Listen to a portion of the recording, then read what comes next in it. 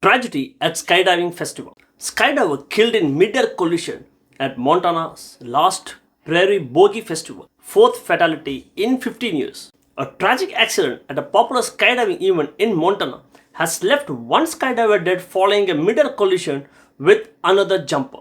The incident occurred on Monday morning during the 58th annual Lost Prairie Boogie skydiving festival held near Marion, Montana, an event known for drawing hundreds of skydiving enthusiasts each year. It's time to dig into this one. Let's break it down on the AI podcast. Welcome to the Deep Dive. We're here to take a stack of information, pull out what really matters, and sort of make sense of it all together with you. Today we are diving into something that's, well, really sent ripples through the extreme sports world.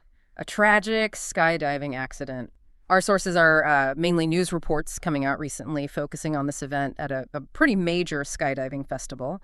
And our mission really for you listening is to properly unpack what happened, get the context, and maybe see what it tells us about, the risks involved and the communities that form around these activities.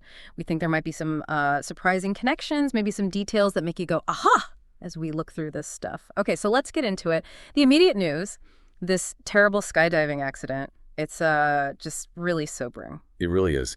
The sources confirmed that a skydiver was killed. It was a mid-air collision at the Lost Prairie Boogie Festival up in Montana. Happened Monday morning. It was the 58th time they've held this event near Marion, Montana. Pulls in hundreds of skydivers every year. It's a big deal. Wow, 58th year. Yeah. And the collision itself, basically two skydivers hit each other on the way down. One of them was actually knocked unconscious, right there, mid-air. Oh, wow. Now, here's the thing. Their emergency parachute, it did deploy automatically, which, shows the safety tech worked on some level. Yeah. But despite that, the landing resulted in fatal injuries.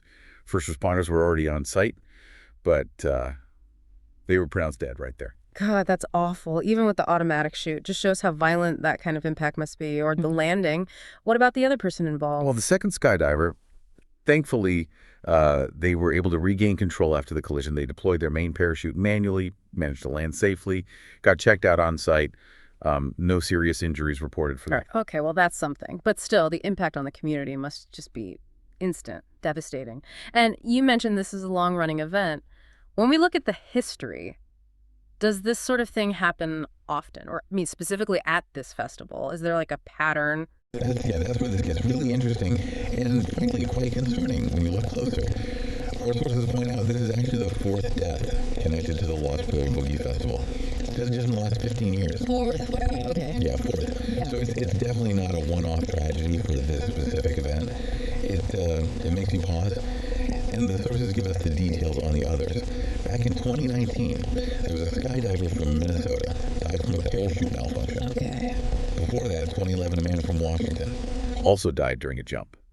And just the year before that, 2010, a skydiver from Colorado. His parachute got tangled up on the way down. So 2010, 2011, 2019, and now this one. Exactly.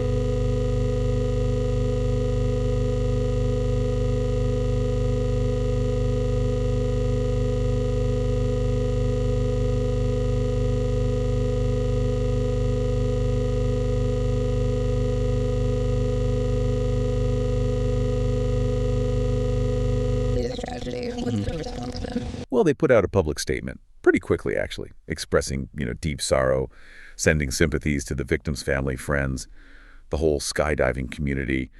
The source quotes them saying, our hearts are broken, which, you'd expect. Right.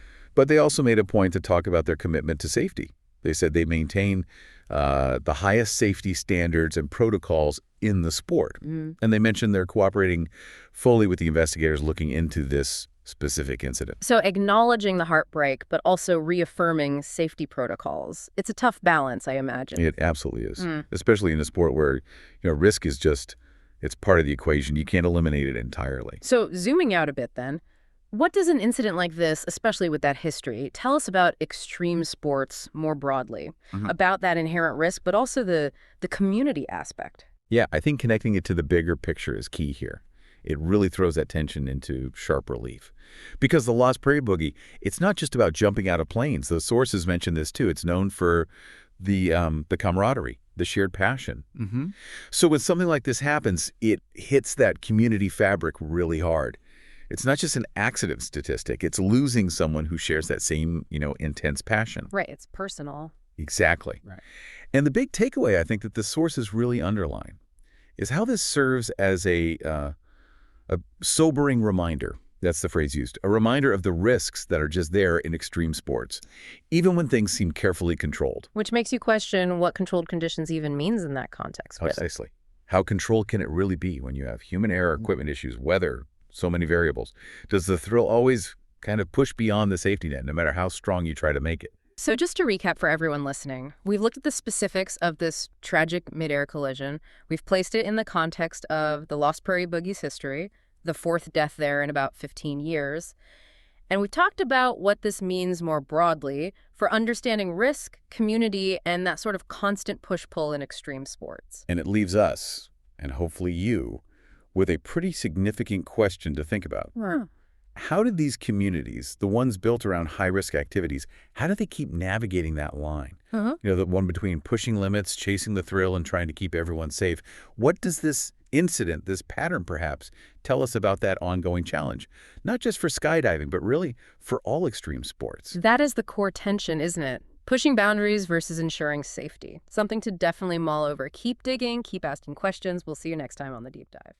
Should the public be more informed about the risk of extreme sports before participating in events like this? Don't forget to comment it. Thanks.